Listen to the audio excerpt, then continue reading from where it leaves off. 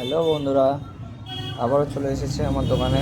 আজকে একটা চার্জার সকালবেলা দিয়ে গিয়েছিল, তো কাস্টমারটা দিয়ে গেছে বলে ভিডিওটা বানাতে পারছি আমি। যাই হোক, এটা হচ্ছিল স্টম্যানের একটু এই যে 18 এম্পিয়ার চার্জার, 18 এম্পিয়ারের চার্জার। হ্যাঁ, এটা কারেন্ট দিচ্ছে, অন হচ্ছে, কাস্টমারের কথা, এটা অন হচ্ছে, চার্জিং নিয়ে অফ হয়ে যাচ্ছে। তো সেটা আমি খুলে দেখবো, এখন দেখার পরেই বলতে পারবো কী হচ্ছে না হচ্ছে। কখনো অন হচ্ছে, কখনো অন হচ্ছে না। এটা সুইচটা দেখলাম আমি, সুইচটা ঠিকই আছে দেখলাম, আমি। ঠিক আছে, এটা এখন আমি খুলে নিয়ে জানাচ্ছি তোমাদের। ঠিক আছে,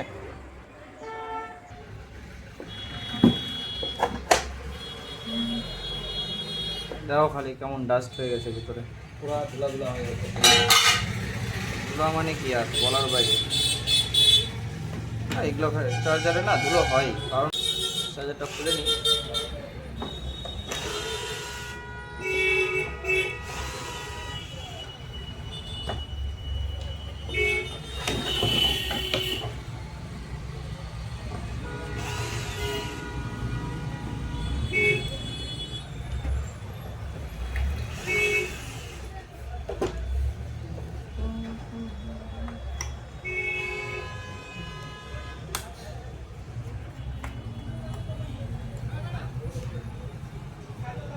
করে জানিয়ে দেবো আমি, তাতে কোনো অসুবিধা নেই।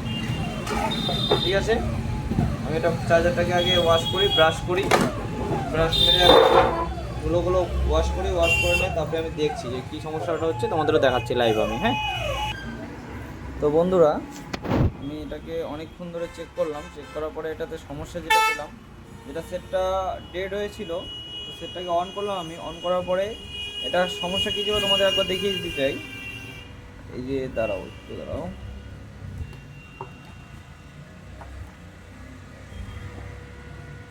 এই যে দেখো, এই জায়গাটাতে একটা রেজিস্ট্যান্স লাগে, 75K করে একটা রেজিস্ট্যান্স লাগে। এই জায়গাটাতে, এই জায়গাটাতে লাগে, যেটা 75K রেজিস্ট্যান্স।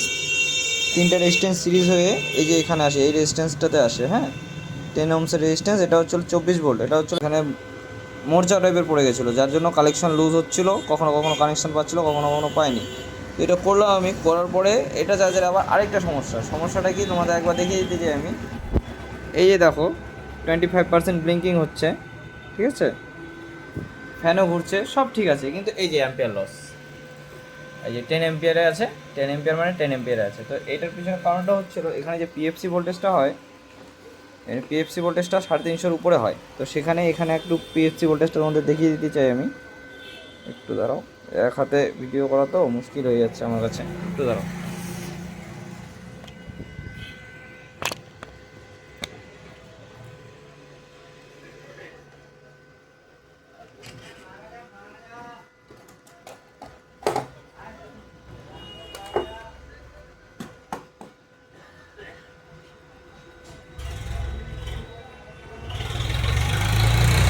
এই তোমরা দেখতে পাচ্ছ, মেন ক্যাপাসিটরের ভোল্টেজ চেক করছি আমি এখান থেকে।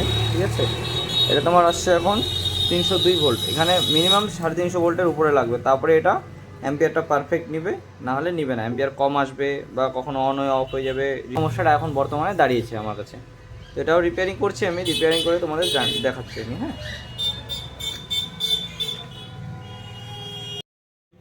তো ফাইনালি বন্ধুরা, সেই চার্জারটি হয় এটা। চার্জারটা অন করলাম আমি, অন করার পর তোমাদের পিএফসি ভোল্টেজটা একবার দেখিয়ে দিতে চাই আমি। ঠিক আছে, গ্রাউন্ড নিলাম এখান থেকে। এই দেখো, পিএফসি ভোল্টেজটা 79, 379, মোটামুটি তোমার 380-80-এর কাছাকাছি। ঠিক আছে, এবার আমি ডিসি কানেক্ট করে দেবো, ফ্যানও ঘুরবে দেখবে। ডিসি কানেক্ট করে দিয়েছি, তোমাদের অ্যাম্পিয়ারটা একটু পরে দেখাচ্ছি আমি। ঠিক আছে, এই দেখো 379 আছে, স্ট্রংই আছে। ঠিক আছে, এই যে দেখো অ্যাম্পিয়ারটা দেখে, 25%ই চলছে এখন, ব্লিঙ্কিং করছে। অ্যাম্পিয়ারটা তোমাদের দেখিয়ে দিই, দাঁড়াও। এই যে দেখো, সেই চার্জারটি হয় এটা। এই যে অ্যাম্পিয়ারটা দেখো, দেখলাম অ্যাম্পিয়ারটা যে ঘুরছে, এই যে 25% থেকে 50%-এ গেলো। এবার চার্জিং হচ্ছে। এবার এখানে যে বন্ধুরা সমস্যাটা হয়, পিএফসি বসে যাওয়ার পিছনে মেন কারণটাই হচ্ছিলো, এই যে এখানে দেখতে পাচ্ছ তোমরা, এই ক্যাপাসিটারের মাঝখানে দেখতে পাচ্ছ এই যে এই জায়গাটাতে তিনটা রেজিস্ট্যান্স সিরিজ করা আছে। হ্যাঁ, এই তিনটা রেজিস্ট্যান্স দিয়ে এই যে পিডব্লিউএমআইসিটা যেটা আছে 6805 নামের, এটা 5 নম্বর পিনে এটা ফিল্টারের যে ফিডব্যাকটা আছে সেটা ঢুকে। হ্যাঁ, তো এইখান থেকে এই তিনটা রেজিস্ট্যান্সের ভ্যালু শিফট হয়ে গেলে, তিনটার মধ্যে যে কোনো একটারও যদি শিফট হয়ে যায়, তা আমি কী করি, সবসময় কাজ করি আমি তিনোটা একবারে চেঞ্জ করি, কারণ সেটটা যাতে লংজিভিটি লাস্টিং যাতে ভালো হয়, যাতে আবার এই একই সমস্যা 2-4 দিন পরে আলাদা খারাপ রেজিস্ট্যান্স থেকে আবার না হয়। যার জন্য আমি তিনোটাই চেঞ্জ করে দিয়ে একবারে পিএফসি রেডি করে দিয়েছি। এই যে ফ্যানও করছে, এই যে আমার চার্জিংও নিচ্ছে, এখন 50% নিয়ে নিচ্ছে। এই যে অ্যাম্পিয়ারটা দেখে না, ব্যাস এটুকুই হয় এগুলো চার্জারে, এর থেকে বেশি কিছু হয় না। আপাতত সবাই ভালো থেকো, আবারও আসবো নতুন ভিডিও নিয়ে। এরপরে ফল্ট ফাইন্ডিংও দেখাবো, আমি একদম ক্লিয়ার কাট দেখাবো। ঠিক আছে বন্ধুরা?